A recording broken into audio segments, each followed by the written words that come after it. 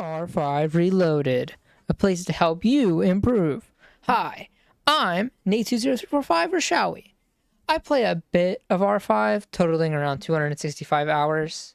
I know what you're thinking. 265 hours doesn't seem like a lot, but in reality, that's over 1,590 rounds of R5.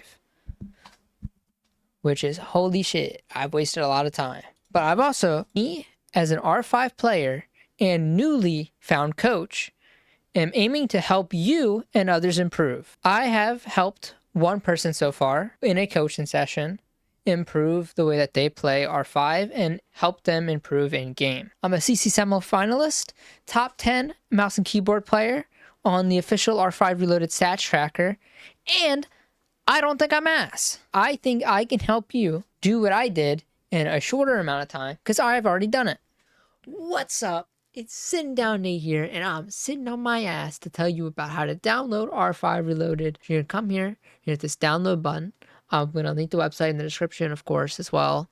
And then you're gonna hit this download launcher button, and then you're gonna follow the steps here, and there's even a video. Now, when we're in Apex Legends R5, do we want to prioritize aim? Do we want to become aim gods? Do we want to become strafe gods? Do we want to get better at certain key elements that are necessarily building blocks to achieve greater heights? Or do we want to shift more so to a fast progression of trying to do everything all at once? Now, these are great questions. You want to kind of thread the fine line between dodging and hitting your shots so that you come out on top. Now, something I like to do a lot is in these fights, I like to check periodically where I'm at and if I'm winning or losing.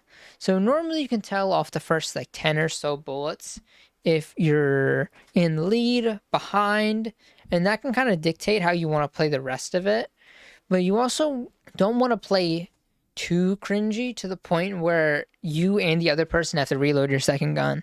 Because if it gets to that point, you're kind of wasting your time, where you could be on to the next fight and try to start with a fresh one clip. And one clips are really the high point of what we're trying to aim for in R5. So when you get a one clip, it's pretty nice because you get the kill, it's fast, it's efficient, and you go to the next round where you can try to get another one clip. Ideally, you would want a one clip every single person the entire match to maintain the max amount of kill participation. Because you only have 10 minutes to get all these kills. So every fight that takes longer than 5 to 10 seconds, you're really wasting that kill later on, and you could get in a one clip. Now, the goal isn't necessarily to get on the leaderboard, but if you can get on the leaderboard, it's a lot easier to tell what the fuck you're doing wrong. But you're not on the leaderboard, and you see all these other people with their stats on the leaderboard. It's kind of hard to know where to go. Like, I look at the damage numbers, and normally like a controller player, like a good controller player, they'll have around 20,000, and I kind of try to aim for around that on mouse and keyboard, but it's really hard to accomplish that. I'm kind of sitting around 17 to 18 to 19 in that range, and I think those are pretty good numbers. R5 isn't necessarily about minimizing your deaths, but they double the deaths now, so deaths don't really matter, but you definitely want to mitigate them. You want to walk this fine line where you're getting the kills, you're getting higher on the leaderboard, but you're also not dying in a way where you lose that one kill potential. You definitely want all the kill potential you can get.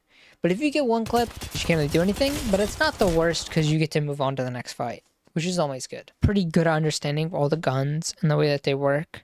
What I mean by that is every gun has a different like metronome or BPM, if you're familiar with those terms. They all shoot differently and act differently. Like energy guns, the bullets travel really fast. Light guns, they're kind of easier to control. Heavy guns are kind of jumpy. You really want to understand how every single gun works. Necessarily, not really the recoil pattern. Learning the recoil is very, very helpful, but it's more so to understand how these guns work. Like the R9 can get you in a rut. What I mean by that is the R9 is very fast. So you want to move really fast with the R9, but you could also get stuck playing with the R9 and then you pick up the both and you try to play the both as an R9, which won't work because it's slower rate of fire, bigger mag size, less rounds per sec, RPS. You really don't want to get into this rut of playing every gun like another gun. You want to play every gun like its respected position in game. Constantly find something to work on or look for something to work on.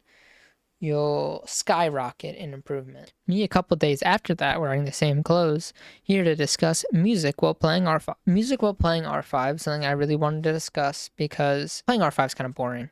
You want to be doing something with your mind while you're playing R5 if it's not necessarily focusing on a skill. Music when it comes to R5, you want to try experimenting around on what works best for you. Here's some examples of stuff that I mean by experimenting around. Fast music is really good because it will get you to play faster.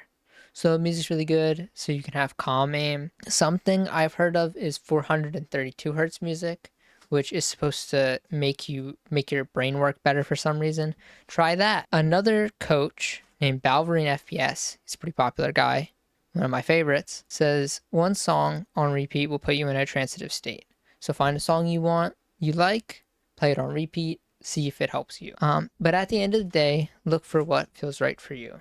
Keep that up. Now back to me, Nate, in the past. Sometimes the best way to improve is you work on something, you go, oh my God, I want to work on this. And you work on it for such a long time that you're kind of like, okay, I want to work on something else.